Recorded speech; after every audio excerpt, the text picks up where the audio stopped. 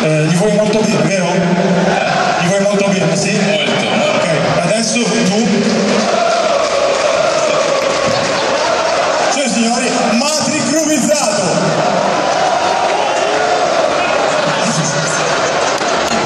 Ti vuoi anche far sentire una figura di merda, sì? Ti stimo Genovani, mi voglio bene!